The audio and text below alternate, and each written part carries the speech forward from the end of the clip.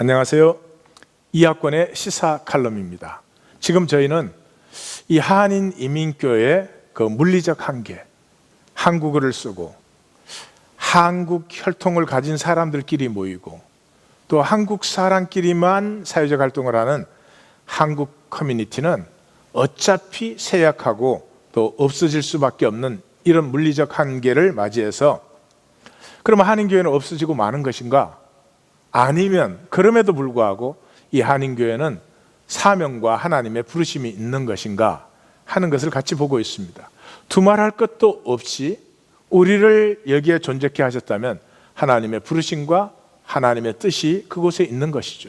그래서 이런 한국어를 하고 한국 사람끼리 모이는 한인 이민교회는 없어진다고 할지라도 바로 이곳에 주신 우리의 신앙 고백과 우리의 그 하나님과 하나님의 뜻에 대한 이해는 인류 전체에 나누어지고 또 새롭게 하는 그런 인류의 보편적인 유산이 될 수 있지요. 우리 한인들에게는 특별히 이 복음에 대한 신앙에 특별한 열정과 하나님이 사실은 축복을 많이 주셨습니다.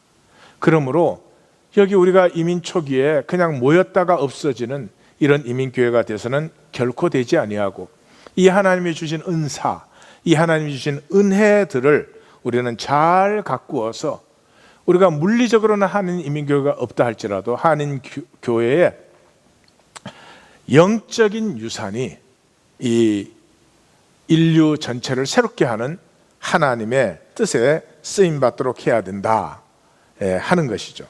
그래서 제일 먼저가 우리의 정체성 문제인데 우리의 삶은 우리의 정체성에서 나오는 것이죠.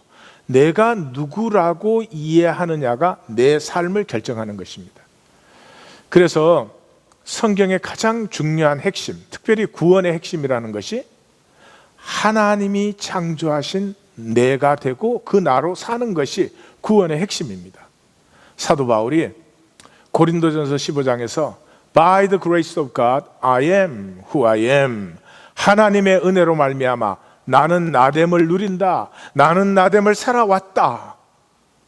내가 사도들 중에 지극히 작음에도 불구하고 내게 주신 하나님의 은혜가 결코 부족하지 않았던 것은 바로 하나님이 창조하신 나로 살았기 때문이다. 이 나를 통해서 하나님 증거가 나타났다. 이렇게 고백을 하는데 신약 성경의 3분의 2가 사도 바울에 의해서 적힐 만큼 한 사람이 하나님이 왜 자기를 창조하셨는지, 왜 자기는 역사 이 시간 이 자리에 이 모습으로 있는지를 하나님 뜻 안에서 알고 확신하게 될 때 그 한 사람을 통해서 하나님의 뜻이 얼마나 넓게 온 세계에 얼마나 또 영원토록 주님 오시는 그날까지 하나님의 뜻이 전거되는가 하는 것을 잘 보여주는 삶이죠. 그러므로 우리 한인 이민자들이 우리의 정체성을 하나님의 말씀과 뜻 안에서 정립하게 될 때, 그때 우리가 우리를 이해한 이 보편적 원리는 모든 사람에게 축복이, 모든 사람에게 참고가, 모든 사람이 하나님 안에 자기를 회복할 수 있는 하나님의 축복의 도구가 될 수 있는 것이죠. 그래서 제일 첫 번째는 우리의 뿌리를 새롭게 정립해야 된다. 특별히 우리의 이 한국 현대사는 일본 사람들에서 만들어진 식민지 사관이 그동안 오랫동안 가르쳐졌습니다. 제가 고등학교를 졸업할 때까지 우리 초등학교, 중학교, 고등학교에서 가르치는 국사 역사는 전부 일본 사람들이 만든 식민지 사관에 의해서 만들어진 교과서였습니다. 얼마나 통탄할 노릇입니까? 지금 이제 그 민족 사관이라고 하는 것이 이제 나타나서 연구도 활발하게 되고 합니다. 그러나 식민지 사관이냐, 민족 사관이냐, 그런 것보다 더 깊이 들어가서 왜 하나님은 우리에게 그 한국 근대사에서 그런 아픔을 주셨느냐? 이 일본 그 강점되는 아픔, 또 6.25 한국 동란의 아픔. 그래서 그 고난 속에 있는 하나님의 뜻을 발견해냄으로 말미암아 우리를 새롭게 정립하는 것이 필요하죠. 그래서 뿌리에 대한 우리의 새로운 이해와 접근이 이루어져야 된다. 그것을 어디서? 한인 이민교회가 해야 된다. 누구를 위해서? 한인 2세, 3세 앞으로 이 땅에 흩어질 우리의 후손들을 위해서 그것을 해야 된다. 오늘은 이제 두 번째 컨텍스트입니다. 그러한 우리가 놓여진 삶의 상황, 삶의 컨텍스트를 우리가 신앙적으로 정립할 수 있어야 됩니다. 얘기를 하나 나누겠습니다. 제가 그 신학교를 들어갔을 때, 신학교 1학년 때 우리 신학교에서 세미나가 있었습니다. 그 에이전 아메리칸 세미나였습니다. 아시아계 그 이민자들의 세미나인데, 그 시카고에 굉장히 성공한 우리 한인 1세 회장님이 그 세미나에 스피커 중에 한 사람으로 오셨습니다. 그 잊을 수가 없어요. 그 무슨 얘기를 하시느냐 그러면, 굉장히 이제 그 성공하신 분인데 일찍 오셨어요. 그래서 LA에서 크게 성공을 했는데, 이제 이민이 막 시작되면서 한국 사람들이 LA로 들어오기 시작했습니다. 그래서 처음에는 반가웠습니다. 그래서 가능하면 그분들을 자기 회사에 다 써주고 그랬는데, 아니 얼마 못 가서 굉장히 불편해지기 시작했습니다. 왜냐 그러면 이 새로 오신 한국 분들은 한국 문화에 젖어가지고, 이게 한국 사람끼리면 에이 그런 거 좀 봐주면 되지 뭐, 약속을 해놓고도 30분씩 늦게 오고도 그 코리안 타임이라고 그랬습니다. 그때는 뭐 별로 미안해하지도 않고, 그 이분 입장에서는 너무너무 힘든 거예요. 이미 이분은 상당히 미국화되어 있어서 그런 것에 이제 정확하게 하시는 분인데, 그래서 이분이 여기서 살면서 한국 사람들과 관계를 피할 수는 없고 시카고로 가야 되겠다. 그래서 시카고로 옮겨서, 그 사업은 이제 미국 전체를 향해서 하는 것이니까요. 그래서 아주 크게 성공을 하신 분입니다.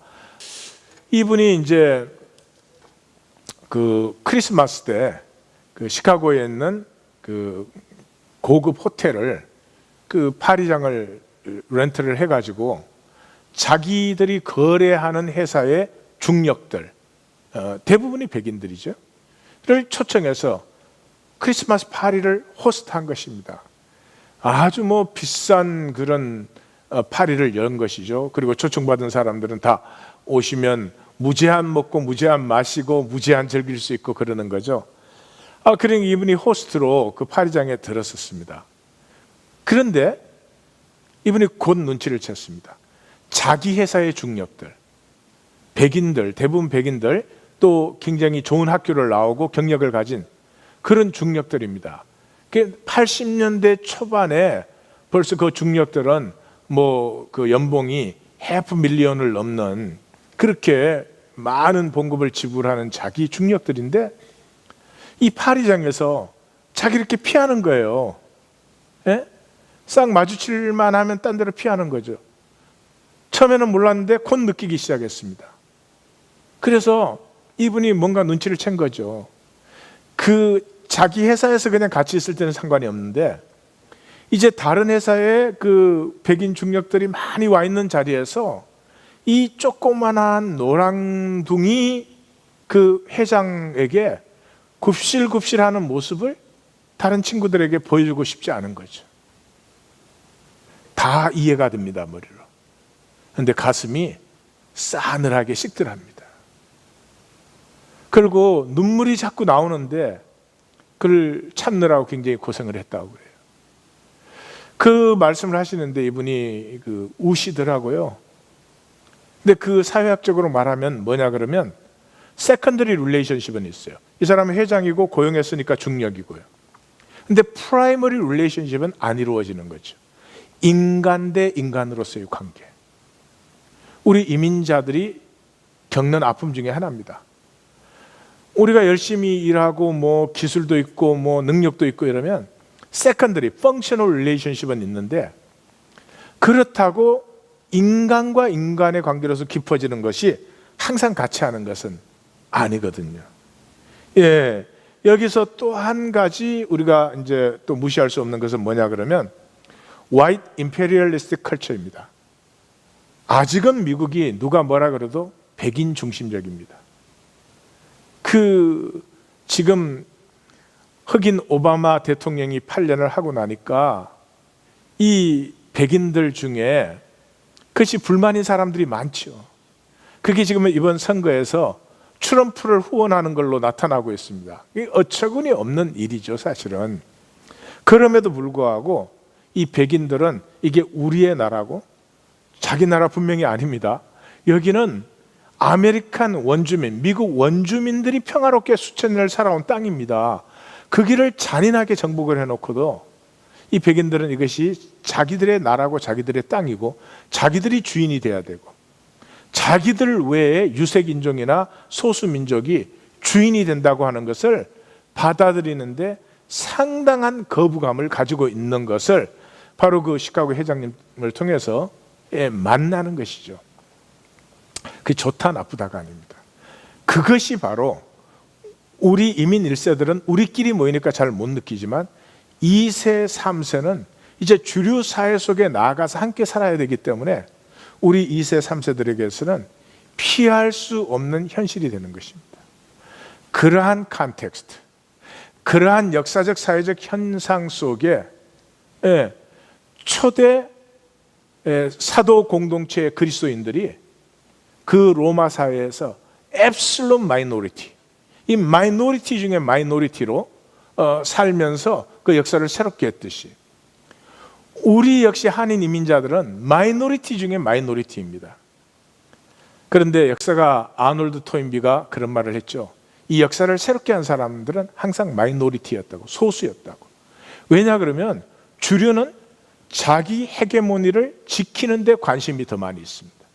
근데 소수는 왜 이 사회가 이렇게 불공평한가?